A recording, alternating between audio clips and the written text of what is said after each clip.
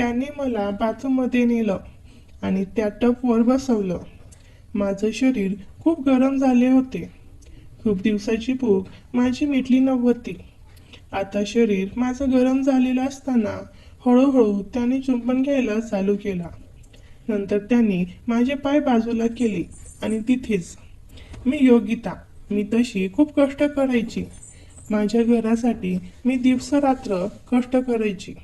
माझा नवरा पण खूप मेहनतीने पैसे कमवून आणायचा. तो दारूच्या भट्टीवर कामाला होता. मीही त्याच्यासोबतच त्या भट्टीवर कामाला जायचे. आमचा एक लहान मुलगा होता. मी माझ्या मुलाला शाळेत सोडून तशीच कामाला जायचे. माझा नवरा सकाळी उठून लवकरच भट्टीवरती कामाला जायचा. नवरा भट्टीवर गेल्यानंतर नवरा भट्टी चालू करत असे.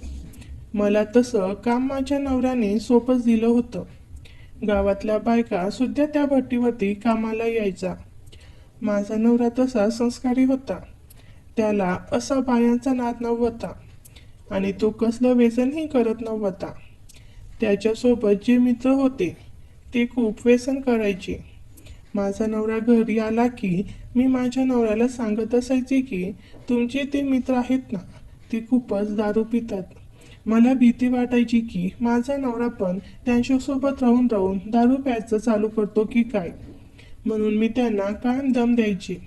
पण माझा नवरा प्रत्येक वेळी हसून म्हणायचा, अगं योगिता, मी काही त्यांच्यासारखा नाही, मी तुझं ऐकतो, आपलं घर जपायचं आहे.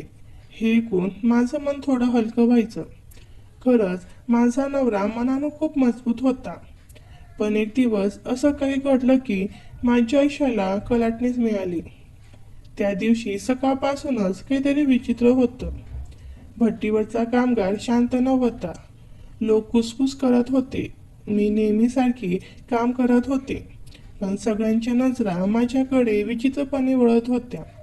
शेवटी एक बाई, जी चांगली मैत्रीण होती, ती माझ्याजवळ आली. तिच्या डोळ्यात काहीतरी दाटून आलं होतं.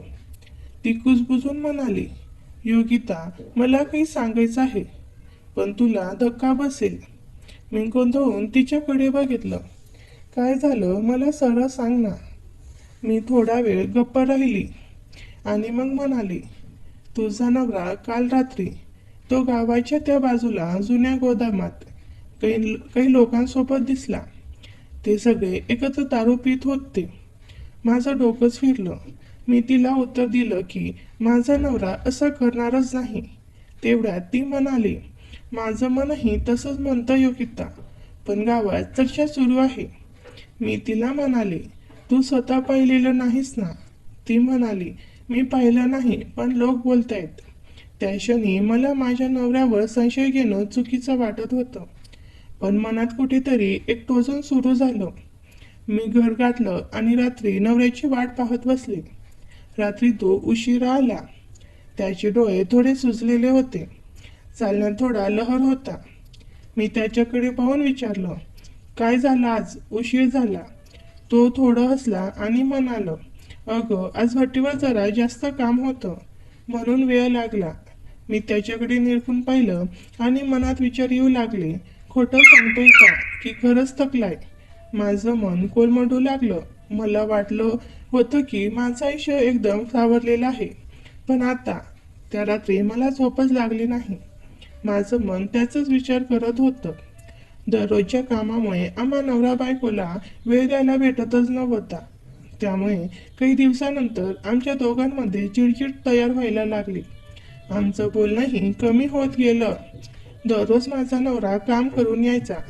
संध्याकाळी जेवण केलं की तो आरामात झोपून जायचा. पण काही दिवसानंतर आमच्या चिडचिड तयार व्हायला लागली आणि त्या भांडणाच्या रूपांतरमध्ये माझा नवरा खूप दारू प्यायला चालू केला.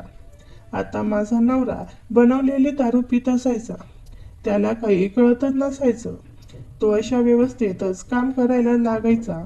गावातल्या सगळ्या माणसांनी, मालकाने त्याला खूप समजावून सांगितले, पण त्यांना काही ऐकलं नाही. उन्हाळ्याचे दिवस होते. माझ्या नवऱ्याने एक दिवस खूप दारू पिले. तसे मीही कामावरतीच होते. माझा नवरा त्याच्या मित्राच्या सोबत जाऊन दारू पिऊन यायचा. माझं लक्ष माझ्या नवऱ्यावर असायचा, पण मी काही करू शकत नव्हते. त्याच वेळेस माझ्या नवऱ्याने दारू पिल्यामुळे त्याची तब्येत ढासळली. त्याला चक्कर यायला चालू झाली. कामाच्या ठिकाणी उभा राहिल्या ठिकाणी तो चक्कर येऊन पडू लागला. आता कामाच्या ठिकाणी मी असल्यामुळे माझं लक्ष होतं. मी लगेचच त्यांच्या शेजारी जाऊन थांबले, पण तो चक्कर येऊन खाली पडला. भरपूर लोक भट्टीवर काम करत होते आणि आपल्या गावामध्ये फक्त माझा नवराच भट्टीचा ऑपरेट होता. त्याला त्या भट्टीमधलं खूप समजायचं. दुसरं कोणालाही त्यातलं समजत नव्हतं. पण माझा नवरा चक्कर येऊन पडल्यानंतर माझ्या नवऱ्याचा मित्र आकाश त्याला लगेचच तिथं आला. आकाशने माझ्या नवऱ्याला धरलं आणि साईडला नेऊन बसवलं. उन्हामध्ये आम्ही काम करत होतो. मला उन्हामध्ये खूप घाम आला होता. माझ्या नवऱ्याला तर पूर्ण घामाने भिजलेलं होतं. आता माझा नवरा सावलीतला बसला होता. आकाशने माझ्याकडं पाहिलं तर माझं शरीर हे पूर्ण घामाने भरलं होतं. घामाचे थेंब माझ्या शरीरावर दिसत होते. आकाशला त्यावेळेस मी खूप आवडले. जरी माझ्या नवऱ्याचा मित्र असला तरीही तो मला खूप वाईट नजरेने पाहू लागला होता, कारण आकाशचं अजूनपर्यंत लग्न झालं नव्हतं.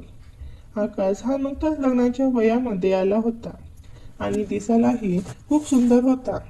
तशी मीही दिसायला खूप सुंदर होते, पण आमच्या परिस्थितीच्या मानाने मला या कामाला यावं लागायचं. आईवडिलांनी हा नवरा पाहून खूप चुकी केली होती, कारण की लग्नाच्या वेळेस तो कोणता व्यसन करत नव्हता, पण आता त्याने खूप दारू प्यायला चालू केली होती. आता मला त्याचा पश्चाताप होत आहे. आता आकाश आणि मी आणि माझा नवरा त्या सावलीखाली बसलो होतो. थोडा वेळसाठी भट्टी बंद केली होती. माझा नवरा बेशुद्ध अवस्थेत होता. आता आकाशचा माझ्यावरती लक्ष होतं. आकाशने माझ्या शेजारी बसल्या बसल्या माझ्या शरीरावरती नजर फिरवायला चालू केली. त्याने माझं पूर्ण शरीर एकदम जवळून पाहिलं होतं. आता भट्टीच्या तिथली दोही माझ्या शरीरावरती पडली होती. उन्हाचा खूप पारा होता. अशा उन्हामध्ये मला घाम पण खूप आला होता. माझ्या शरीरावर तो घाम दिसत होता, तरीही माझं सौंदर्य कमी झालं नव्हतं.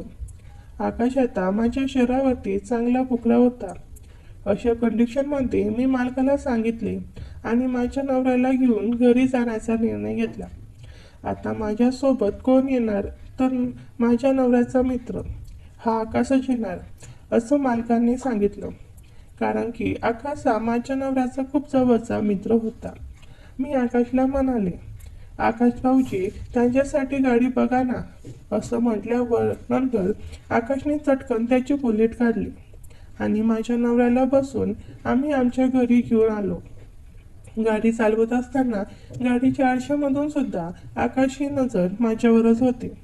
माझे लक्ष माझ्या नवऱ्यावरती लागलं होतं, कारण माझा नवरा माझ्यावरती खूप प्रेम करत होता. पण आता इतक्या दिवस आमच्या दोघांमध्ये काही झालं नव्हतं.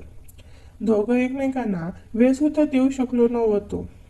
त्यामुळे माझ्या शरीरात सुद्धा तो बदल जाणवत होता. त्यामुळे मीही आकाश भाऊजींकडे बघून थोडीशी हसले होते. त्याच वेळेस आकाशला माझ्यावरती प्रेम व्हायला चालू झालं होतं. मला समजलं होतं आकाशचं माझ्यावरती खूप प्रेम आहे, कारण की त्या दिवशी मी त्यांना खूप चांगलं बोलत होते. मला असं वाटलं होतं की आकाश भाऊजी देखील माझ्यावरती आता वेडे झाले आहेत. अशातच मी माझ्या नवऱ्याला त्यांच्यासोबतच माझ्या घरी घेऊन आले. घरामध्ये आल्यानंतर आकाशला मी बसायला सांगितलं. नवऱ्याला मी माझ्या बेडरूममध्ये नेऊन सोडलं आणि थोडी फ्रेश होते म्हणून मी बाथरूमच्या आतमध्ये गेले. मी आकाशला सांगितलं की आकाश भाऊजी तुम्ही तेच सोफ्यावरती बसा, मी फ्रेश होते. तिथं खूप ऊन होते. उन्हामुळे माझं शरीर पूर्ण खराब झालं आहे, तर मी स्वच्छ करून येते. असं म्हणून मी बाथरूममध्ये गेले. बाथरूममध्ये गेल्यानंतर आमच्या बाथरूमच्या कडेला एक होल होतं. त्या होलातून सगळं काही आतमधलं दिसत होतं. आकाश भाऊजी त्या दारापाशी येऊन थांबले होते. मी आतमध्ये माझं शरीर पूर्ण पुसत होते. आकाश भाऊजींनी त्या होलातून आतमध्ये माझं शरीर पूर्ण पाहिलं. त्यावेळेसच आकाशच्या शरीरामध्ये कसं तरी होऊ लागलं. कारण की आकाश हा सुद्धा एक शारीरिक तयार झाला होता. त्याचेही लग्न करायचं होतं. आता तोही माझ्या शरीरावरती मरू लागला होता. मला माहिती होतं की दरवाजाला होल आहे, तरी पण मी या सगळ्या गोष्टी करत होते. मी बाथरूममध्ये गेल्यानंतर माझे कपडे बाजूला करून माझं शरीर स्वच्छ करत होते. स्वच्छ करत असताना मी टॉवेल बाहेरच विसरले होते. मग मी बाहेरून आकाश भाऊजींना टॉवेल देण्याची विनंती केली. तेवढ्यात आकाशने गपचूप तिथल्या सोफ्यावरची टॉवेल आणून दिली. जसं मी टॉवेल घेण्यासाठी दरवाजा उघडला तसं आकाश भाऊजी आतमध्ये येऊ लागले. आतमध्ये डोकावून पाहू लागले, कारण की त्यांना जे पाहिजे होतं ते आता आकाश भाऊजींना मी आतमध्ये बोलावलं होतं. आकाश भाऊजींना आतमध्ये बोलावल्यानंतर त्यांनी मला पूर्ण त्या अवस्थेत पाहिलं. आकाश भाऊजींना त्याचं शरीर नियंत्रितच राहिले नाही. त्यांनी मला तिथेच पकडलं आणि त्या टपवर बसवलं आणि माझ्या शरीराशी खेळू लागले. माझं शरीर खूप गरम झाले होते. खूप दिवसाची भूक माझी मिटली नव्हती. आता माझं शरीर गरम झालेलं असताना आकाश भाऊजी माझ्या शरीराशी खेळू लागले होते. हळूहळू त्यांनी चुंबन घ्यायला चालू केला. नंतर त्यांनी माझे पाय बाजूला केले आणि त्यानं हवं तसं सुंदर वेळेचा अनुभव घेऊ लागले. तसं बघायला गेलं तर माझ्या नवऱ्याने जसे अनुभव मला आजपर्यंत दिले नाही, त्याच्यापेक्षा जास्त सुंदर वेळेचा अनुभव आकाश मला देत होता. आता इथून पुढे मी त्याला आकाश भाऊजी बोलत नव्हते, आकाशच बोलत होते. मी त्याला म्हणत होते, आकाश आता खूप झालं, बस कर, माझं शरीर खूप दुखायला लागलं आहे आता, मला ते सहन होत नाही. असं बोलत बोलत माझ्या डोळ्यातून पाणी सुद्धा येऊ लागला होता. मला त्रास होत होता, कारण इतक्या दिवसामध्ये आमच्यात असा काही प्रसंगच आला नाही. तो प्रसंग आज आला आता, त्यामुळे मला खूप दुखायला लागलं होते. मी आकाशला म्हणत होते, पण आकाश काही ऐकतच नव्हता. आकाशला मी ओढून सांगत होते, आकाश अरे बस ना आता, बस तर कर ना, असं मी खूप वेळा म्हणत होते. पण आकाश माझ्या शरीराची चांगलीच वाट लावली. आता माझं शरीर पूर्ण दुखायला लागलं होतं. काही वेळानंतर आकाश हा थोडा शांत झाला. आकाशची पहिलीच वेळ होती, पण माझी ही पहिली वेळ नव्हती. मला या गोष्टीतला खूप अनुभव होता, पण खूप दिवस झाले होते मला सुंदर वेळेचा अनुभव मिळाला नव्हता, म्हणून मी पण खूप जाम झाले होते. पण आकाशने मला तोंडाने सुंदर वेळेचा अनुभव द्यायला सांगितले, पण मी नाही म्हणाले, कारण असं सुंदर वेळेचा अनुभव मी पहिले कधीही घेतले नव्हते. पण आकाशने माझं ऐकलं नाही आणि तोंडाने सुंदर वेळेचा अनुभव घ्यायला लागला. पण काही वेळाने मला पण असं अनुभव घ्यायला मजा येऊ लागली आणि 5 मिनिटांनी तो शांत झाला आणि रंगाच्या 4-5 पिचकारी माझ्यावर सोडला. आकाश माझ्यासोबत सगळ्या गोष्टी केल्या होत्या. आता आकाश माझ्या शरीराकडे वळूनही बघायला तयार नव्हता. आकाश जसा उठला तसा बाथरूममधून बाहेर आला. तो जाऊन सोफ्यावरती बसला. मला पण आकाशच्या या अशा गोष्टीची गरज होती, कारण इतक्या दिवसात आमच्या दोघांमध्ये काही झालं नव्हतं. आकाशला अशा या गोष्टी मी कशा सांगणार, कारण आकाश हा माझ्या नवऱ्याचा चांगलाच मित्र होता. कारण माझा नवरा त्याला सगळ्या गोष्टी सांगत होता. आकाशला आमच्याबद्दलच्या सगळ्या गोष्टी माहीत होत्या, त्यामुळे आकाशला या सगळ्या गोष्टी करायला काहीच अवघडलंच गेलं नाही. आकाशने त्या दिवशी माझ्यासोबत खूप साऱ्या काही गोष्टी केल्या, पण त्या मी विसरून आकाशला म्हणाले, आकाश तू आता काय खाणार का? तेवढ्यात आकाश म्हणाला, नको आता मला काही. तेवढ्यात मी म्हणाले, अहो चहा करते ना, बसा चहा पिऊन जा. चहा घेऊन मी हॉलमध्ये आले आणि चहा देश आकाशला म्हणाले, आकाश आता जे आपल्यात काही झालं ते फक्त आपल्यामध्येच ठेवा, यांना आतलं काही सांगू नका. आकाश पण म्हणाला, ठीक आहे. मग नंतर काही दिवसात माझा नवरा जास्त दारू प्यायला लागला, कारण की हा आकाश माझ्या नवऱ्याला खूप जास्त दारू पाजत होता आणि माझ्या नवऱ्याने जास्त दारू पिल्यानंतर त्याला चक्कर येत होती. चक्कर आल्यानंतर मी त्याला घरी आणत होते आणि त्याला घरी आणल्यानंतर आकाशात आणि माझ्यात हा असा कार्यक्रम चालू व्हायचा. आकाशलाही चांगले वाटायचं, पण काही दिवसानंतर आकाशला माझ्यातली आवड कमी झाली. एक दिवस असंच माझ्या नवऱ्याने मला चांगलंच ओळखून घेतला. माझ्या नवऱ्याने दारू न पिताच त्याला चक्कर यायचं नाटक केलं. कामावरतीच तो न दारू पिता सुद्धा चक्कर येऊन पडला. आकाशला वाटले यानंतर दारू पिली असेल. अशा कंडिशनमध्ये मी आणि आकाशने माझ्या नवऱ्याला घरी आणलं आणि मी माझ्या नवऱ्याला बेडरूममध्ये सोडला आणि नेहमीप्रमाणे आमचा दोघांचा खेळ चालू झाला. माझा नवरा लपून पाहत होता की नेमकं माझ्या बायकोचा चालला आहे काय. दरवेळेस माझा असं होत तसं माझी बायको कितपत माझ्यावरती लक्ष ठेवते. मग माझा नवरा बेडरूममध्ये कुठून आला आणि हॉलमध्ये पाहतो तर आकाशही मला सुंदर वेळेचा अनुभव देत होता. आमचं काय माझ्या नवऱ्याकडे लक्ष नव्हतं. तेवढ्यात नवरा अचानक हॉलमध्ये आला आणि समोरचं दृश्य पाहून एकदम थरथरला.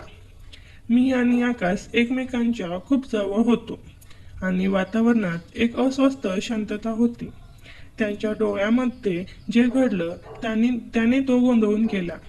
इतका की क्षणातच त्याला चक्कर आली आणि तो खाली कोसळला. मी लगेच सावरला धावले आणि आकाश काही न बोलता निघून गेला. पण माझ्या नवऱ्याला चांगलाच धक्का बसला.